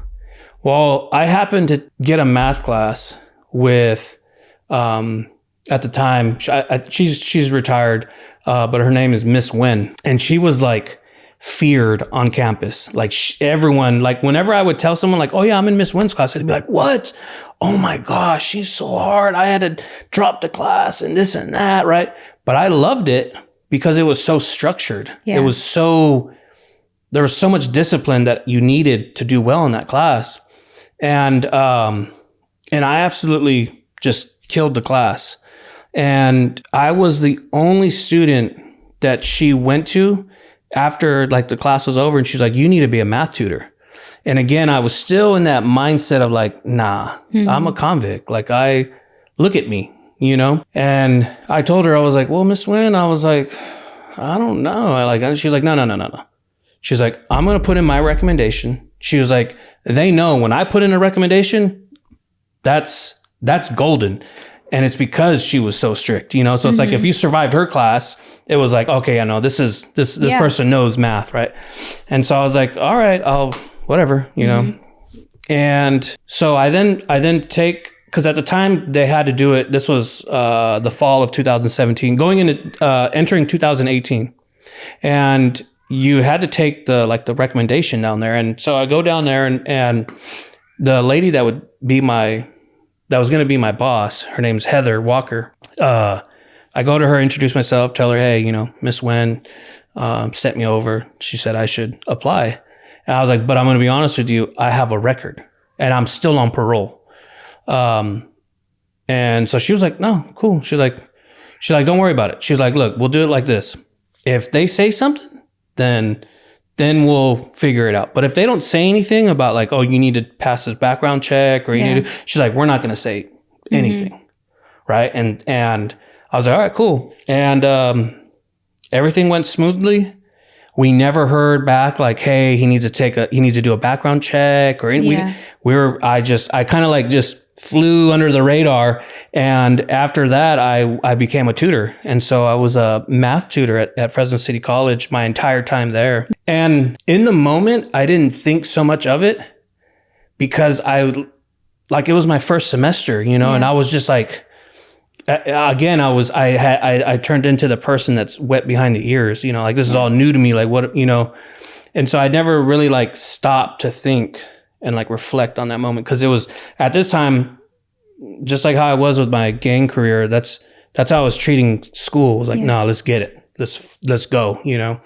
And so I didn't really like sit back and reflect on just how important my interaction with Miss Wen and Heather was, because now that I think about it, it was them believing in me that kind of helped me get rid of that, my own like stigma, right? Like, oh, and you're just a convict. Yeah. You know, and so starting to see that, I started to get more comfortable in school. And then so, you know, I become a math tutor. So spring of 2018, I take pre-calc, and I've now made a couple friends that were also math tutors, but they were going to take Calculus 3 that following fall. So fall 2018, right?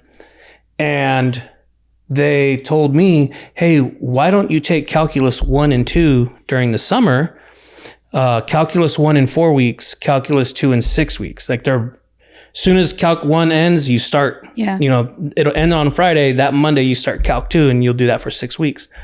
And they were kind of like, man, you're not down. Like, you're not. And I was like, oh, okay. Like, let's get it. Yeah, you guys are this is a challenge? Like, okay.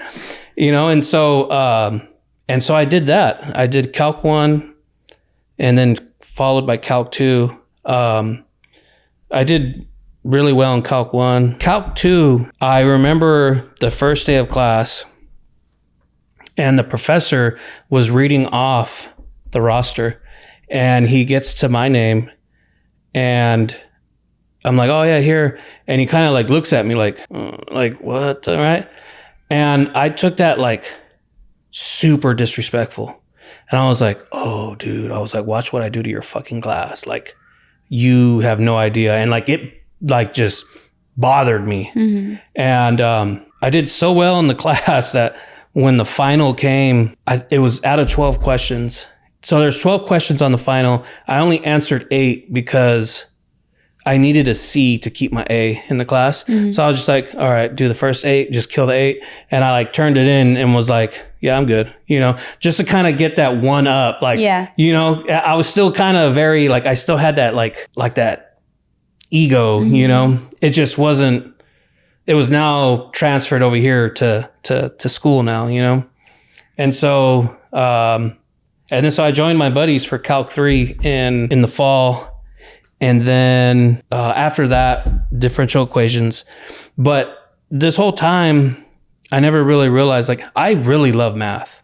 Like, I enjoy math so much. Mm-hmm. Like, it's just something about getting a problem, no matter how long it takes me, and little by little, like, working and solving. Like, I get so much joy. I don't know why. I get That's a lot of joy. That's amazing, though, because I'm not like that at all. I think I failed a math class once or twice. Yeah. I love, like, I have books and on all types of, different math fields. And like, sometimes I'll just binge watch YouTube videos. Like, I really enjoy math. And all my math classes, I've done all well, like all A's in every single math class.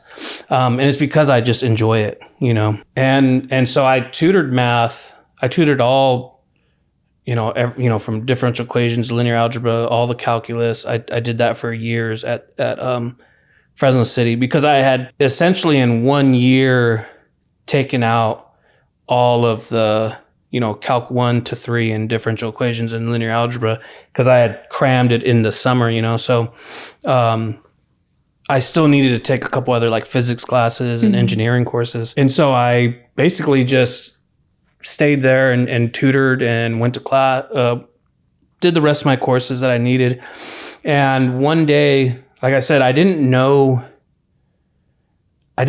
this time, like I knew I was going to transfer. I knew, okay, I could go to, Fresno State or whatever, I thought like it would have to be like California schools, and the counselor calls me in and is like, yo man, like you need to apply. Like it's time for you to get the hell out of here, And she sees how high my GPA was and she's like, yo, you can apply to like any school you want to. And I was like, oh, okay. Like California, like, what do you mean? Like, she was like, yeah, any school. And I was like, well, like, when you say any school, like, you mean out of state? And she's like, yeah, like any 4-year university that accepts transfer students. And I was like, oh shit. Okay. Like dope, and so of course I had to apply to Texas A&M, right? Cause I just felt so drawn to the Aggies because of the football game. But I applied to quite a few.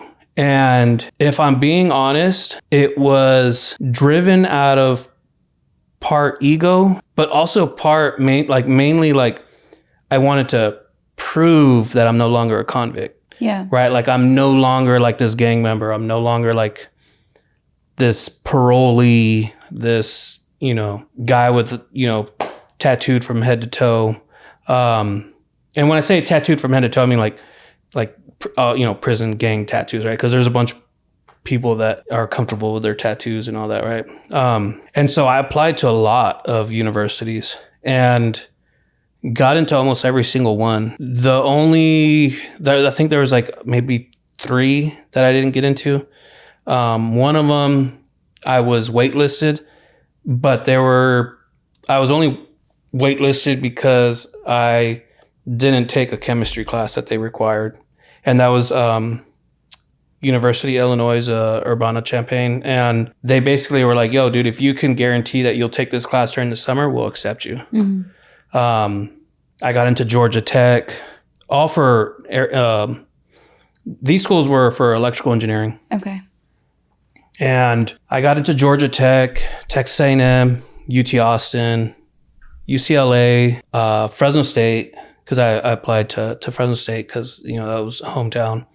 And then I got into Stanford, and that was crazy. That was crazy because I really only, like, I didn't know anything, like, you know, like, I just was like, okay, like, can I get in? Like, it's a private university. I think, like, at the time, like, their transfer acceptance rate was like a little over 1%. Like, it was, I didn't even, you know, think about it. But I applied because I heard like private schools were really generous with financial aid. Yeah. And so I get in, I get the acceptance, you know, I go to my student portal and bam, you know, you're accepted. And I was like, what the hell? Like, it didn't really like, I mean, even now, sometimes it doesn't really register. Yeah, you know, like sink in. Yeah, you know, people ask me, oh, what school do you go to? And I'm like, oh, Stanford. And then even I have to be like, shit, I do go to Stanford. You know, right. Like, oh, okay.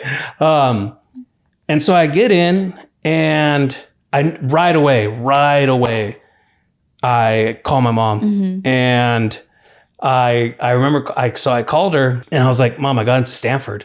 And she was like, what? She was like, stop. She was like, no way. She was like, what? She's like, are you being serious? I was like, no, Mom, I got into Stanford. And she was like, oh my, like she like just started freaking out. Right. And she was like, you know, praise Jesus. And she was all happy and excited. Yeah. And I felt like in that moment, like, I was like, oh yes. Like now she can be proud that I'm her son. You know, it's like, you know, that's no longer like, oh, hey, you know, when's Paul getting out? You know, oh, hey, you know, Paul, where's Paul at now? You know, what prison's he at now? You know, like, it's now like, oh, my son goes to Stanford, right. You know?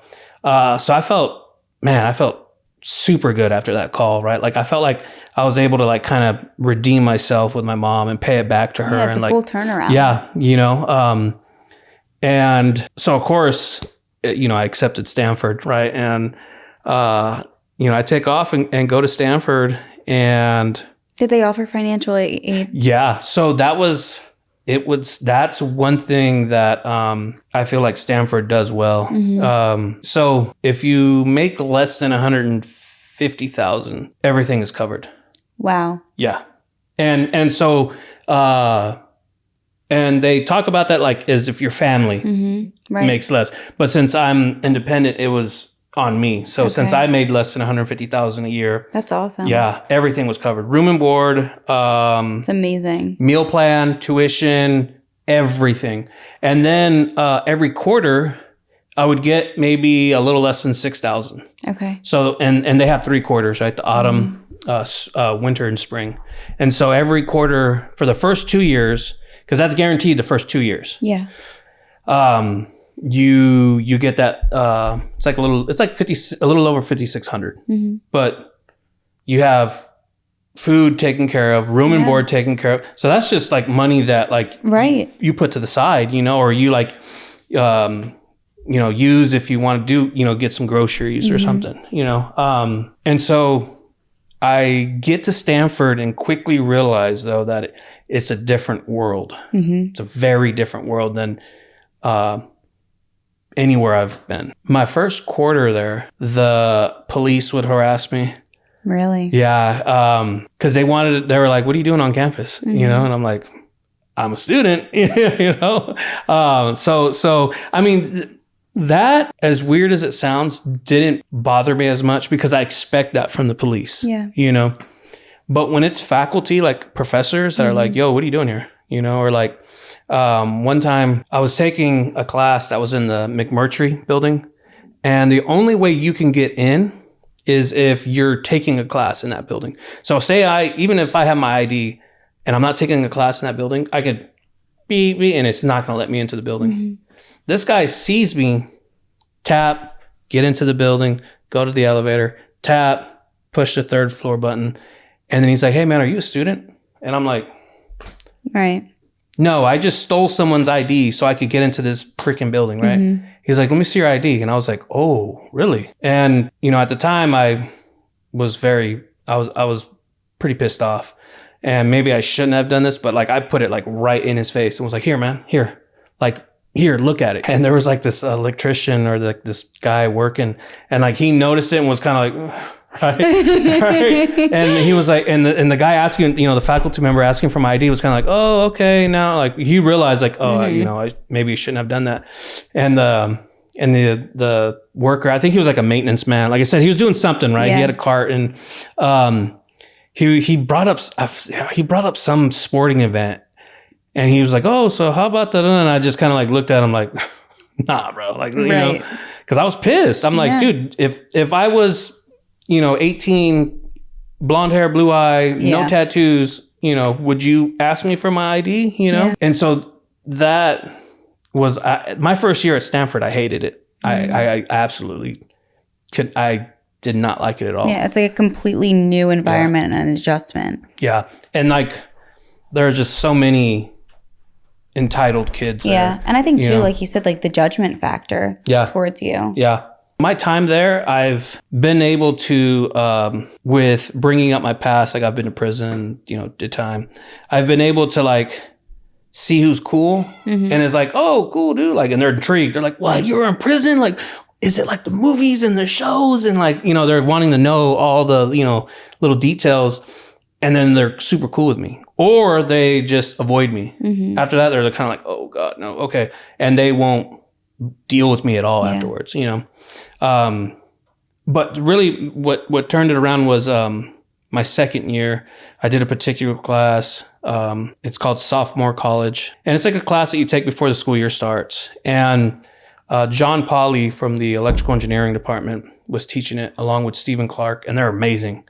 And that environment with them, and then like how the other students were just hella cool. We like became like this tiny, like little close-knit community. And that was what made me stay at Stanford. Yeah. And then what was really awesome about that was because after that, all the other students that were in that class, we all took the same classes together. Yeah. So I was like, oh, okay, cool. Now, and then that's how I started to build a little community. Yeah, there, exactly. Which honestly, that's important in any part of your life. Yes, exactly. And then, of course, I hang out with a lot of vets because they have similar, traits as ex-cons, right? The dark humor, it's, if you can't offend them, it's really hard to offend them. Yeah. And so it's really the SoCo community, the SoCo class that I took, the kids from that class, and the vets that, became my community. And after that, I kind of found like a little groove, was introduced to some amazing professors there. Jerry Kane, Julie Zielinski, like they're all amazing. They're in the computer science department. And after that, it was like, okay, cool. I belong here. Like this is my place. Yeah. And then I just started networking. I started the same skills that I would use in the streets of like trying to find a better a better dope man, a better, guy that has, can get me cheaper guns or better guns or bigger guns, right? Like the same networking skills that I used in the streets and in prison, I used at Stanford. Yeah. And so I ended up doing research for a while under John Pauly, working on the wireless MRI. And that was fun. That, I feel like that was at the end of my third year. That was kind of like what like really solidified and brought it together. Cause it was kind of like, cause Stanford's a big research university, right? And so it was like, I was able to say like, oh yeah, I'm doing research with Professor Pauly, and so that really, and it's some pretty crazy, complicated stuff that we're doing. So it was kind of like, that was like what I needed at the very end to kind of be like, okay, no, dude, like you really, like you deserve to be here. You belong here. And I think something I was going to say before too is it's important that you find a group of people that you can still relate to and be yourself with, because even though like you've made this turnaround in your life, that doesn't ever mean that you should like change who you are, deep down in the core and like have to bend who you are to fit into a certain niche of people. Yeah. My buddy Jody, he is also ex-con, Stanford grad as well. and he graduated like my second year. And I didn't really know him until he had already graduated. But he's always on campus because he's doing, that guy is involved in everything. That guy knows how to move. And I always tell him, I was like, man, you learned that in the streets and you're just now using it in Silicon Valley. And, because he knows everybody at Stanford, he even helps teach a class. He's big into education and using like AI for education. And so it's so cool when he does come to campus or when we do, meet up, because I can say the funny stuff, I could joke around, be like yard recall or, do some prison shit. And he knows and he's laughing, and like everyone else around us is like, what the hell? He's been cool to have around. But yeah, you're right. You need to still, like, I can't completely just be like, oh no, I'm no longer like this ex-convict. Yeah. No, like it's still there, right. And the moments that do remind me of that is when I'll have nightmares. So I have, been diagnosed with PTSD, stemming from my time in prison. And there'll be times where I'll have that nightmare where I'm back in prison. And like, here recently I had a nightmare where I walk into a unit and I immediately feel tension. I can see it. Like I can see groups of guys, right? And that's always like a telltale sign that it's like something's going to happen. And as I'm walking by, like there's these group of white boys that walk by and they're like, yeah, man, like whichever one you want to book, go ahead and get off, and we'll follow suit. And I'm like, oh, they're going to hit somebody, And then like in this dream, I turned around and they were staring at me. And so I was like, oh, they want to hit me. I have no knife. And in this dream, I'm like, bro, but you were at Stanford. What happened? How the hell are you back in prison? You were in Stanford.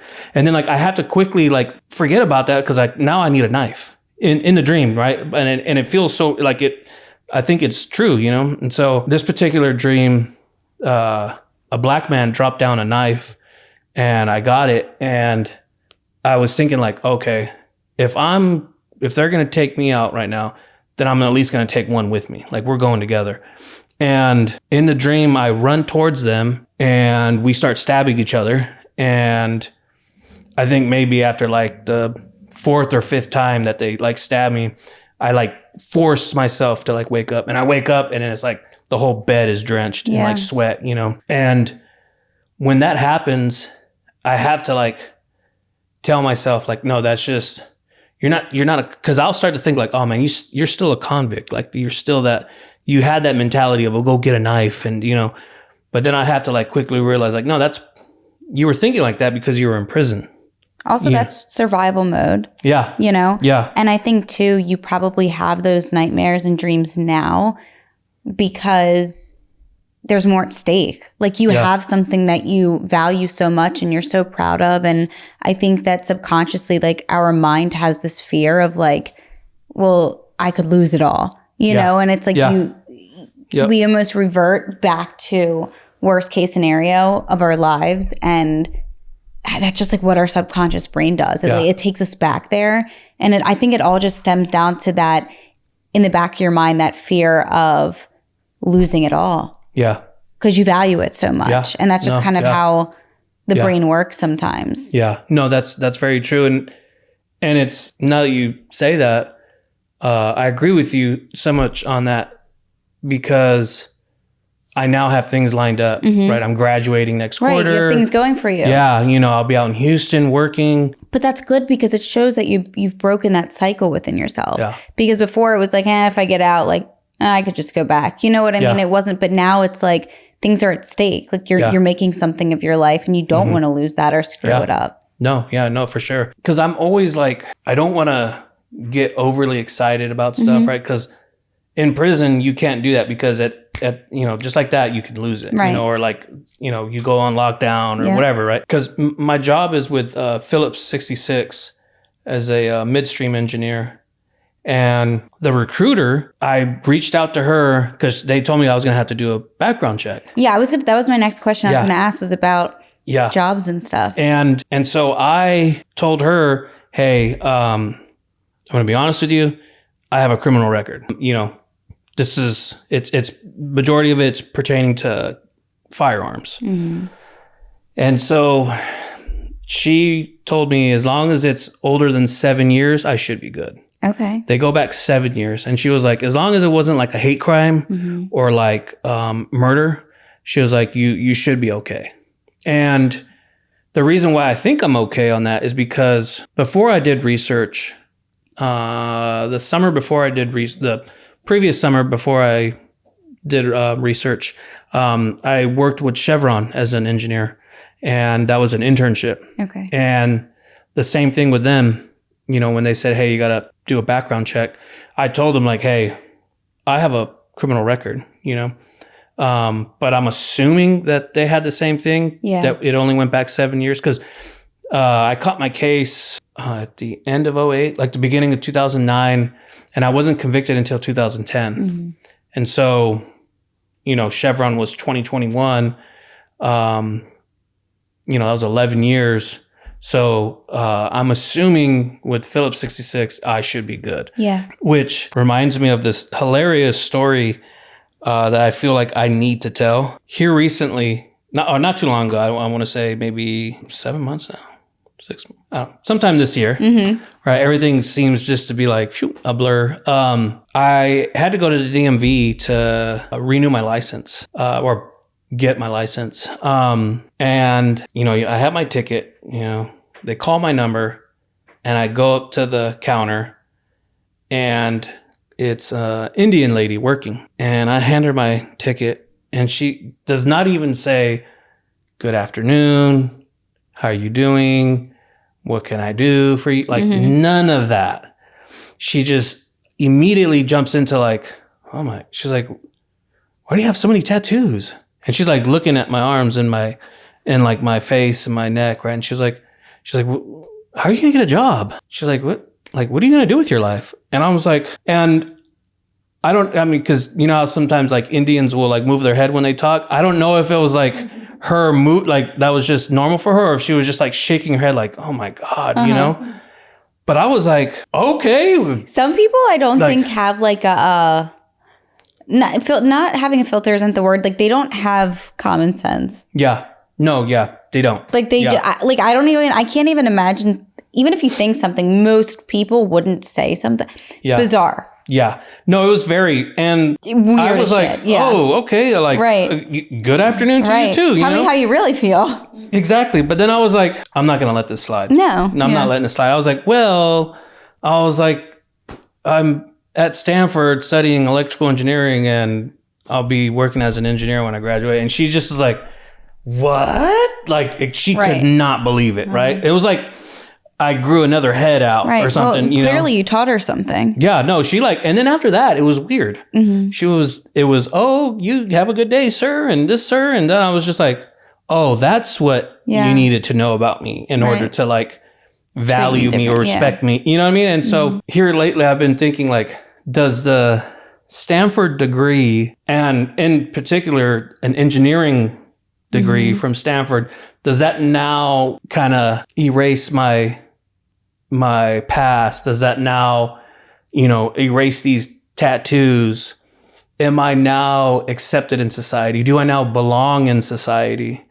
Am I now a good person? Am I a good man now because I can say, hey, look at this degree that I got from Stanford? Because whenever I wear a Stanford engineering shirt, it's the same thing. Random people on campus I don't even know. Oh, hey, good morning. I'm like, oh, good morning. And I'm thinking to myself, like, do I know this person? And I'm like, I've never seen them before, you know? Yeah. Or it's like, you know, people they're a whole lot more courteous. Like, I'll get more smiles. I'll get more good mornings. I'll get more like, oh, how's your day today? And I'm just like, random person talking to me. Okay, yeah, no, it's good. Yeah, okay, cool. But if I don't wear it and I wear like, I don't know, a tank top and some chucks and like some shorts, you know, now it's like people don't even want to look at me, you know? And so again, you know, I always go back to like, does that degree now earn your respect? You know, like, can I now, you know, sit at your table because validation. Yeah, you know, because not only did I go to Stanford, but I majored in one of their hardest, you know, fields. And it's like, do I need that just for that? Or like, if I didn't have that, would you still treat me the same way? And like, obviously not, right? Because I've seen it, you know, so I don't know. Now that I'm a little older and I guess wiser, if you want to say, I do a lot more like reflecting on things. And so that's like the main thing that I've been like chewing on lately was like, you know, does that degree. And I think too, something that you'll probably realize through this experience, because your experience is different than the typical per se, you know, like I think that you're going to go through these waves of kind of reflecting on just different interactions that you have and different, just different points throughout this journey. You're going to reflect and kind of evaluate differently than a typical person that just went to Stanford would. Yeah. But I think that that's very normal to evaluate and think about and reflect on. I also think it's important too, because I think that it seems like you're somebody that likes to break things down and understand. And that's a good thing. And I think that the further along you get in your journey, you'll start to do less of that because you'll have that understanding and you'll have a better knowledge of just, you know, your specific journey and breaking stigmas around everything. But I think that one of your purposes is meant to serve to break that stigma, to kind of, you know, like you said, to be there as this mentor and kind of inspiration for other people that have maybe gotten into trouble or that think that there's no hope because they have this label on them. Because at the end of the day, like, I mean, people that haven't even necessarily like gotten into trouble, even, I mean, as you've seen, having tattoos gives you a label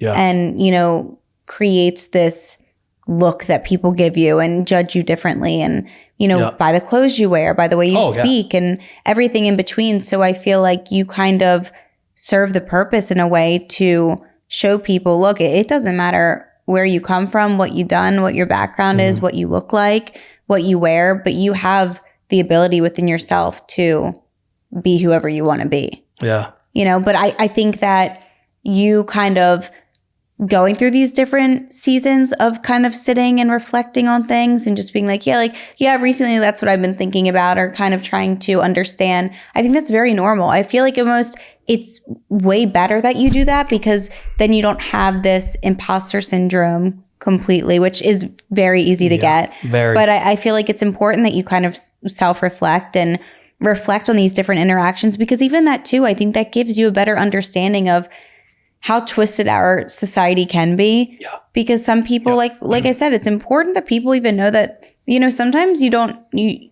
while yes, it's good to have a voice and speak up, you don't always have to say what's on your mind. Like it's unnecessary. It's bizarre. And, you know, for as hard as you've worked and as much as you've, you know, tried to not erase, but kind of make up for lost time. Yeah. To have somebody kind of say things like that to you, it can be a slap in the face or piss you off. And even like the card thing you were talking about, like, well, we can look back and be like, I probably shouldn't have reacted or gotten mad. I think that's kind of, we're human. Yeah. Like humans react sometimes and we can only learn from it, but that would piss anybody off, I think. Yeah. And it does become like a slap in the face. Yeah, no, for sure. Yeah, you're right on that. And I feel like moving forward, like I want to help those that were like had the same mindset and they were in like the same, you know, headspace as I was when I paroled, where they think like, nah, dude, I'm a convict. I'm, you know, tatted up or you know, to like show them just how powerful like education is and how education is a way to like find that self-worth again, right? Like it's a way to kind of like prove to yourself, right? Not just society, not just others, your family, whoever, right? But prove to yourself like, nah, I am capable of great things. I am achieving great things. I often tell people that, you know, there's parallels in a lot of things that we do as humans. For us in prison and the gang life, it's earning a tattoo. It's, you know, working with, if you know, you have if you do have like some structure to your organization, right? It's like climbing up those ranks, right? Whereas like on Stanford campus, it's a a student with an NVIDIA backpack to show like, oh yeah, I work at NVIDIA, or I did an internship at NVIDIA, right? Or a Google or Apple backpack. And, in one of my classes that I'm taking, there's a student that does that has an NVIDIA backpack, but he also has like his ID, like his employee card, like his ID attached to the backpack. And it's like, bro, okay, we get it. Like you're at NVIDIA. Okay. Like, you know what I mean? Like, all right, bro, like cool, lay off the gas, but it's the same thing, right? Like it's, I've seen people that were like that in prison, trying to move up in ranks. And just because it's Stanford doesn't mean that you don't have criminals there, Look at Brock Turner, freaking piece of shit rapist, you have professors, scamming their friends out of $19 million. Theranos,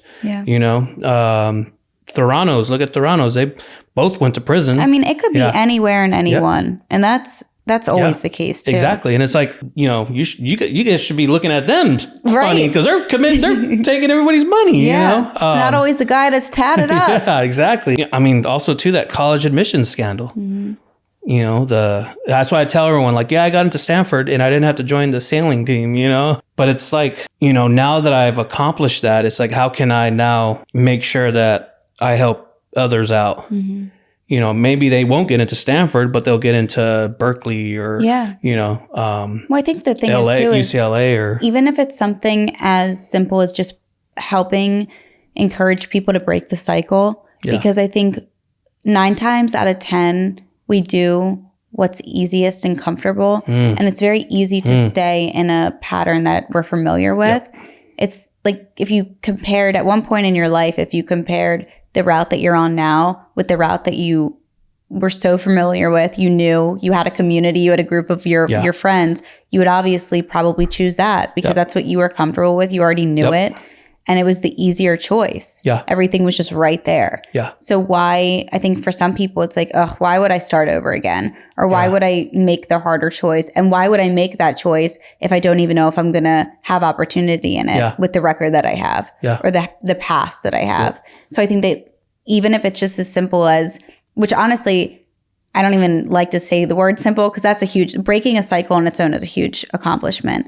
So I think even helping someone do that is a first huge step that a lot of people might need that push and that motivation, and they might not even know that that's a possibility or something that, people might think, this is just my life. Like there's no getting out of it. Yeah, that's very true. I've seen that time and time again, even with some of my friends that went to Fresno City, just fell right back in because they didn't pull themselves away from that. Right. They were still, they were straddling the fence, and you can't do that. Right. You cannot straddle the fence. It never ends well because you're going to, actually on both sides, you're going to have your doubters. You're going to have someone that doesn't fully trust you because they're like, bro, you're still going to school. And then people over here are like, man, you're still hanging out with gang members. And in the mix, and they're rolling around with guns. And if they get arrested, you're going to get arrested because you're already validated. It's like you need to distance yourself from that, And so, but again, it's the easy thing. It's what you know. Yeah, exactly. It's what you've done your whole life. You know? And when are you set to graduate? So I will be done after the winter quarter, which ends March 14th. Okay. And I don't walk until, I don't do the celebration until the middle of June. Okay. Sometime in June. But this year? This coming. Upcoming year, 2025. That is so exciting. Yeah. Congratulations. That's really amazing. That's incredible. Yep. That's a lot of hard work. And obviously you're smart as shit. Yeah.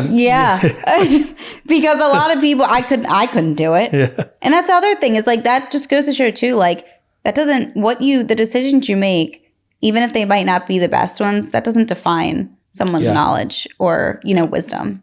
Yeah. Very true. Very true. Yeah. You should be proud. No, congratulations. I am. Thank you. I am. But it's just now hitting me. Yeah. Because I've always had my blinders on, where it was just school.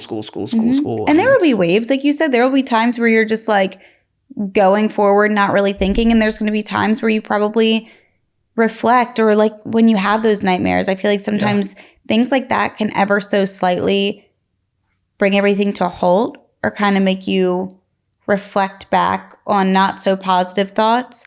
But I think it's more so about, like I said before, accepting it and facing it, but then getting yourself back on track and be like, all right, yes, that's part of my life and journey, but I'm here now and we're just going to keep moving forward. Yeah. And to give yourself credit where credit's deserved, because, you know, everybody can look back at times in their lives when they've hurt somebody, you know, obviously some worse than others, but the only thing we can do is move forward and learn from those things and do our best to be the best version of ourselves.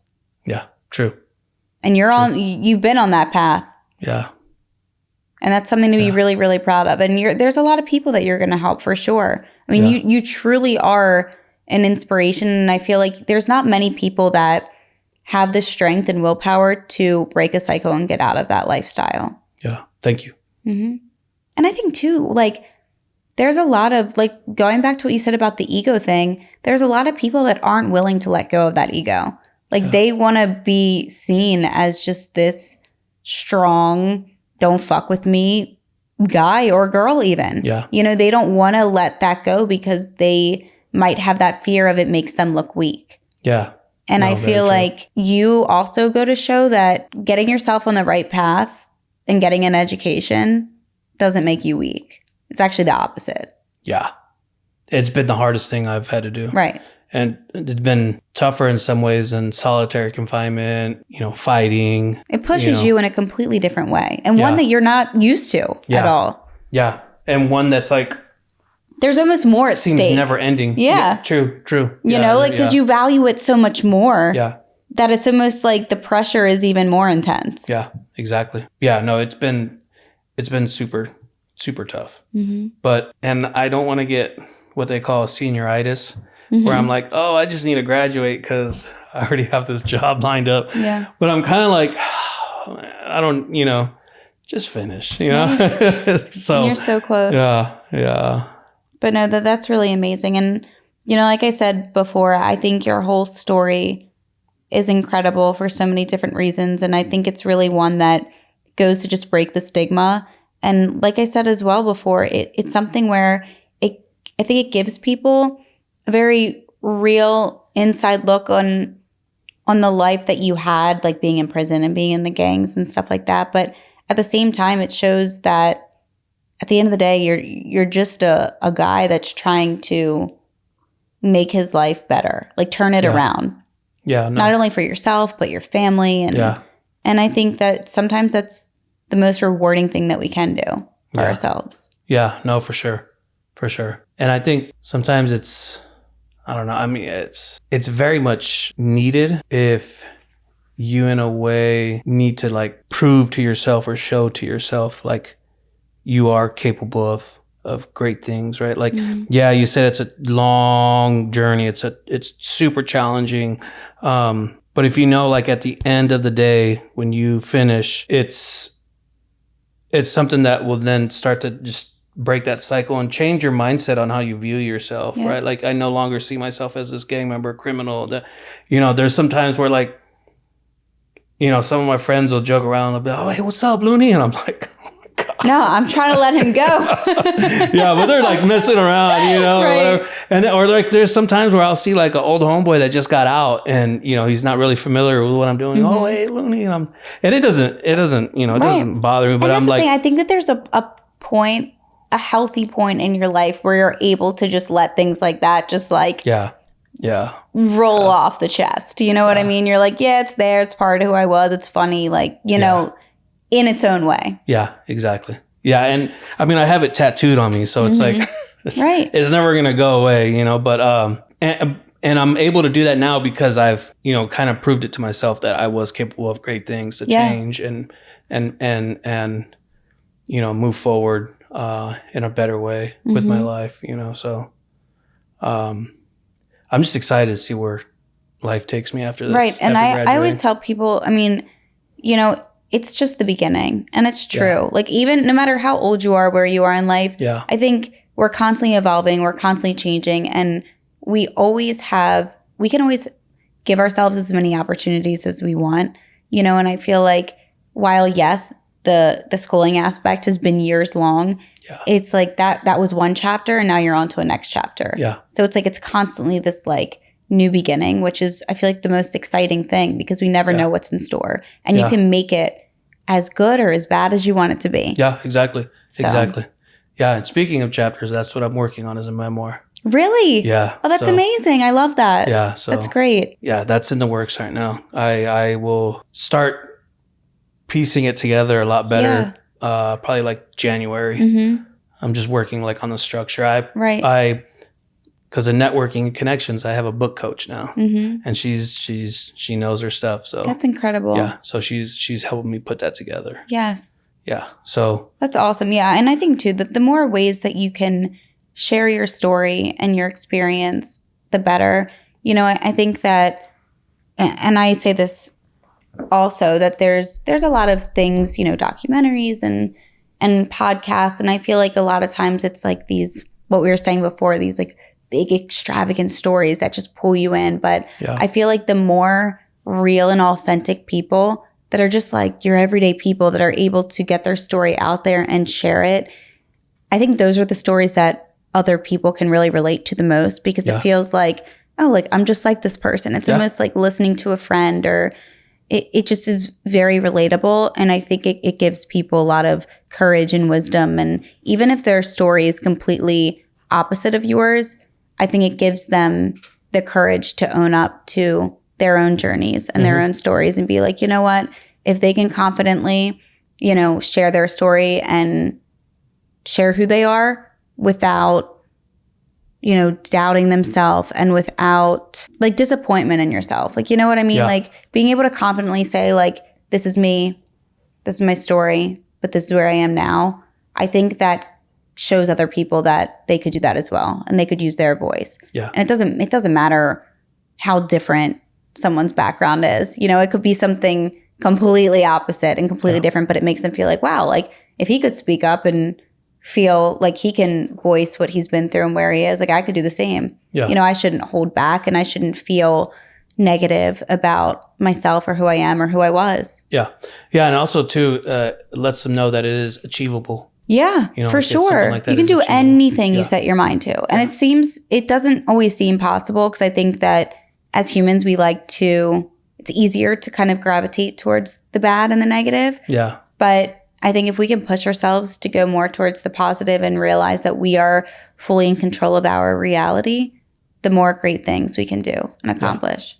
Yeah, for sure. Was there anything else you wanted to add? Did you get it all? No, that's pretty much it. You really did amazing. Like, I enjoyed this so much. You should be so proud of yourself. It was incredible. It's always like these episodes that I'm like, I love it because it's so different. And I feel like, you know, when I started the show, I always said, like, I want the show to have so much diversity and depth to it. And I love when, like I said, when these hardcore men reach out to me and they're like, I'm ready to share my story. I'm like, yes, bring it on. Yeah. Because it really does. It breaks that mindset that people have, or like I said, my favorite thing is when my cats come and they sit on these guys' laps and it's like, you know, I'm like, yes, these men are here to talk and share. Because like, and that's the thing too, even for men, I think so many men are afraid to speak up and share their stories. And I think that it's really important that men know that it doesn't make them a pussy or weak to Priscilla to share, you know, their life story. No, if she bothers you, push her off. But you know what I mean? Like, I feel like a lot of guys, they just like I feel like society makes men feel like, oh, you got to be like this hardcore guy. Like, don't share your emotions. Don't you know, get vulnerable. Yeah. But whole, it's important. You know, pick yourself up by the bootstraps. Right. Yeah. And that's how you were raised. So I think it's even more, you know, incredible that you're able to sit here and just be like, I'm gonna own it, and you know, I'm proud of who I am today, and as you should be. So thank you. Yeah. Thank you. You did such a great job. Thank you. Really, I loved it.